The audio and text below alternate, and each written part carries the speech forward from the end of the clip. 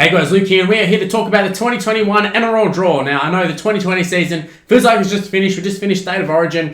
Feels like we haven't even really wrapped up the season. We haven't even really got time to get over it, but it is nearly time for the 2021 season. Lots of off-season signings. Bulldogs just signed Matt Burton today for season 2022, but they've just announced round one for season 2021. So you're going to be taking a look at that. It's going to be on the screen. You better have a look at it, and I'm going to be giving my sort of first impressions. I haven't really had a good look at it, so I'm going to sort of give my first impressions, sort of talk about maybe some predictions, maybe something like that, just a general talk about the round one and what I think it offers. So looking at the first game, it's on a Thursday night, 7:40 p.m, and we have the Storm versus the Rabbitohs. Now that's going to be an interesting one. So that's sort of the perfect sort of season opener. I know we're sort of used to seeing, I think they didn't do it last year, maybe a couple of years now, but we used to have the Rabbitohs up against the Roosters every year. And look, that was good at the time when they were both the two top teams, but not so much these days. Now the Storm obviously just won the premiership. It's going to be a lot of talk about the Storm, sort of surrounding Cameron Smith, more so surrounding Cameron Smith.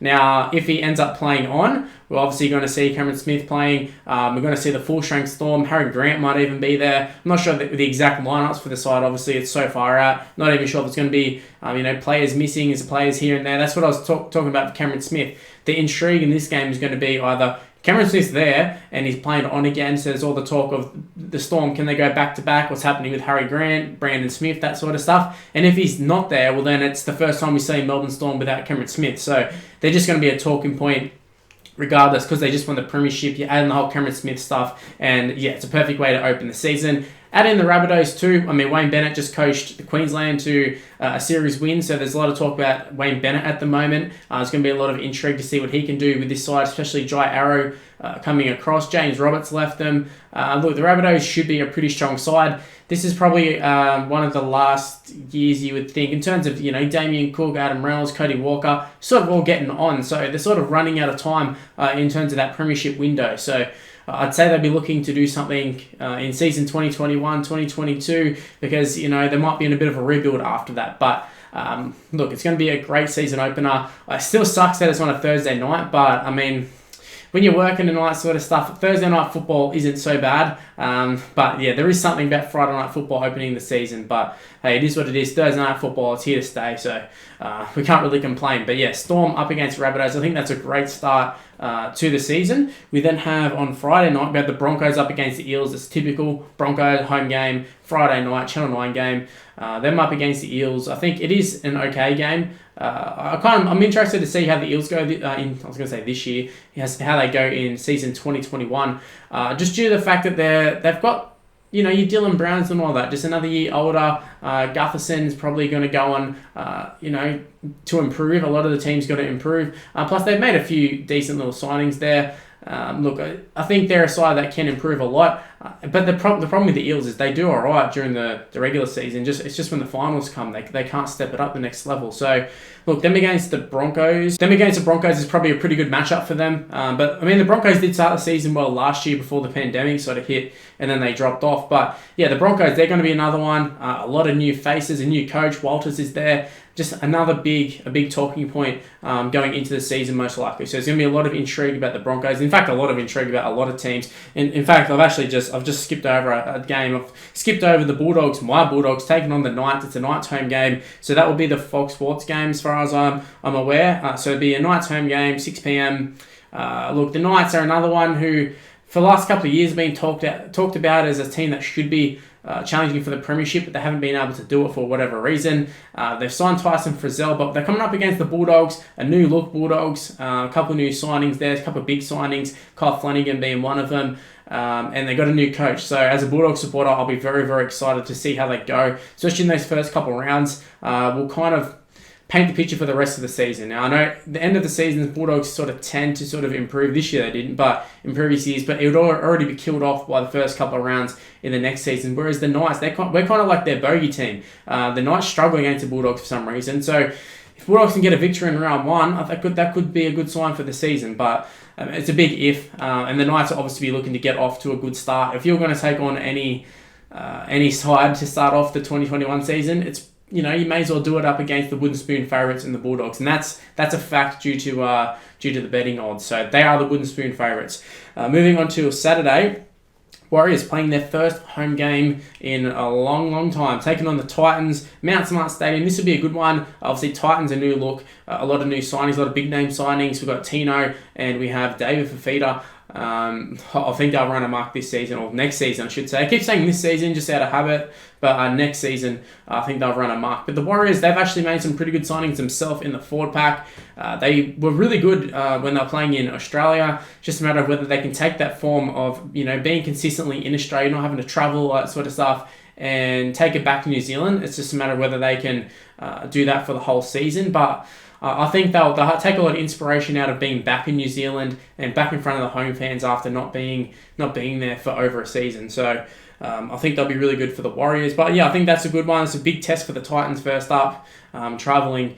So it'll be a good test for the Titans first up. See where they stand in terms of all their new signings, and just see how they go, because they finished this season very, very well. So will they finish this season and start strong next season? We'll have to wait and see. Now moving on to the second game of Saturday, it is the Roosters up against Manly. If I keep looking down, it's just because I'm looking at the screen to look at the draw. But the Roosters up against Manly, I think that's a pretty good one. Roosters obviously fairly disappointing last year in terms of how it ended. Look, they weren't a bad side by no means. They definitely weren't a bad side. They have gone and punted Kyle Flanagan. He's gone to the Bulldogs. Obviously, we talked about that already. But a lot of question marks over who's going to be the actual halfback for them. Is it going to be Lachlan Lamb, Sam Walker? Is it going to be someone else? Remains to be seen. But whoever that ends up there, I'm sure they'll do a job for him. Even Drew Hutchison might even get a spot. But yeah, Luke Keary's there. They still got a very, very strong side. I think the only ones they're missing is, like I said, Flanagan, and I think Mitchell Orbison are the only two. Orbison obviously retired. Apart from that, everyone else is there. And look, they might have regained that hunger that they didn't have last year. They went back to back. It's hard to keep going. So yeah, maybe going into this game, it would be a good indication if they come out and put a beat down on Manly. The only problem is Manly were one of the teams to actually beat Roosters last year. It was very early on. I remember Tommy Trbojevic did that try saver on Keary. Look, Manly will definitely be looking to bounce back as well. They have a team that's capable of doing way, way better than what they actually did last year. They got a coach capable of it. Look, they'll be very disappointed with how things happened last year, but they had a lot of injuries. So starting off round one up against the Roosters, I think it'll actually be a really, really good game, just in terms of actual game quality. But I think that's a really good game. So far, so good in terms of all these games. There's no real weak games. There's some sort of interest and intrigue in all of these games. So we'll move on to the last game of Saturday, and it is the Panthers up against the Cowboys. That's another one. The Cowboys, very disappointing in season 2020, but they're another one that has a lot of potential to be a lot better than what they were. It's just a matter of whether they can execute on the field. Whenever they've got Jason Taumalolo, we know that they can be quite a force. They can be, have a lot of damage and attack. But the Penrith side, we've had things finish for them in 2020. I think they'll be very, very motivated going into this. I mean, they had the big win streak, but they lost the grand final. Then you add in Nathan Cleary, just lost Origin. So I feel like this Panther side is going to go either two ways. They're either going to slide down a lot, or they're going to be even better than last year. And I think it might be the latter. I think they might be even better. But Cowboys definitely no slouches, and like I said, Taumalolo, he's so hard to get past. Even if the Cowboys fielded a bunch of reserve graders and you had Taumalolo in the middle, you definitely know you're going to be in for a game. It's going to be a tough one. Taumalolo, he's going to keep making those meters no matter what. So yeah, it is going to be a very, very tough game for them. But yeah, I think it's a good one. I think it'd be not an easy win, but this is probably the one that has lacked the most interest for me, just because I feel like Penrith is kind of a bit of a mismatch in skill, but just the home game for Penrith, I don't really know. There's not a lot of interest. Maybe if it was a Cowboys home game, I'd have more interest because I'd feel like they'd have more of a shot. But yeah, this is the first one where I'm like, pretty sure Penrith will win this one. Now we move on to Sunday. Now I was just talking about being a weak game. This is definitely a weak one. We have the Raiders up against the Tigers.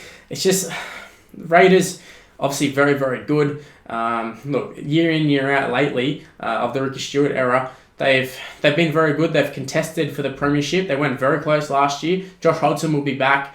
Meanwhile, you have the Tigers who haven't really done anything. I can't really recall them signing anybody. Not signing anyone of note, like no big names or anything. Benji's gone. Harry Grant's gone. I can just see it being downhill for the Tigers. I don't think they've really got a halves pairing in mind. I don't think they've got a hooker in mind. Or if they do, the ones they've got aren't particularly good. So Yeah, Tigers, I think they'll really struggle this year. I think that they're actually like a wooden spoon contender, if we're being real. But the Raiders, it's definitely not a good start for them. In Canberra too. If I was the Tigers, I'd be absolutely shit my pants seeing that draw. Going up against the Raiders, especially with how the Raiders end up losing this year.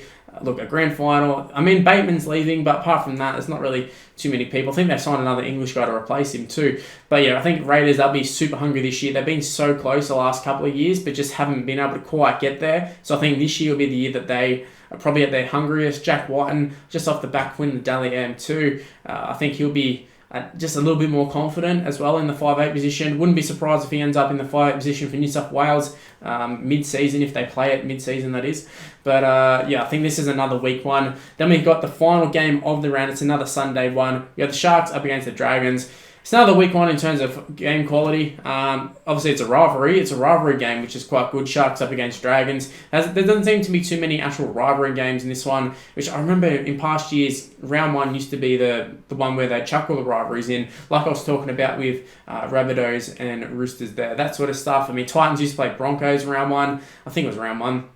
Whereas this one, they've just sort of thrown in just some good matchups rather than rivalries. But this is the sole rival game, as far as I can tell, of all of these. And look, Sharks, Dragons, both pretty weak teams. Dragons just lost Frizzell. They've signed Jack Bird. Will he even be there for round one? Who knows? But yeah, the Sharks, can't really recall them signing anyone. I think Sean Johnson will still be out at that point after a long injury. Plus, you add in all their side. Half the side's always injured. Moylan, Dugan, a couple of those guys. Yeah, I don't really know what to expect for this game. Look, it's probably one of those surprise packet ones that turns out to be a pretty good game, but yes, it's not one that really interests me. But both of those sides don't really have much going for them in season 2021, in my opinion. It's not like I'm looking at them going, oh, well, you know, even in terms of like the spoon and that, they're not even a side where I'm like, well, they might even win the spoon or something like that. They're just there, making up the numbers. That's what it feels like at this stage anyways. But that is the draw. Overall, it's probably one of the better round ones. Like I said, there's no rivalries or anything, apart from that last game, which I don't even know if you call it a rivalry at this point. At least in the past it was. But yeah, in terms of actual full rivalries and big games, not really like super big games or grand final rematches or anything like that like they've done in the past. But I think it's a pretty solid round one. Leave in the comment section below, are you excited for round one? Do you like the draw? Is there any changes you would have made? Would you have went for the rivalries or would you have preferred it? Make sure to let me know in the comment section below. Anyway guys, that's where I'm going to end this video. Hopefully you did enjoy it. If you did, make sure you go ahead and smash the like button and subscribe to the channel if you're new around here. Also make sure to turn on the notification bell. It is quite important. You'll immediately be notified when I upload, so you won't be missing out on any of my uploads and my content. Been uploading a lot lately, so you definitely want to do that. Also, give me a follow on social media. It's on the screen right now. It's Mr. Luke on YT. My Twitch is also Mr. Luke Streams. Been streaming on there quite a bit. Starting off the streams on YouTube and then moving to Twitch. Ideally, I'd love to just stream on Twitch, but most of my audience is on here, so going to be doing that for a little while. But yeah, you got my social media, you got my Twitch. It's all in the description below. So yeah, go and give me a follow on all of that. Anyway, guys, that's where I'm going to end the video. Thanks for watching, and I'll see you in the next one. Bye.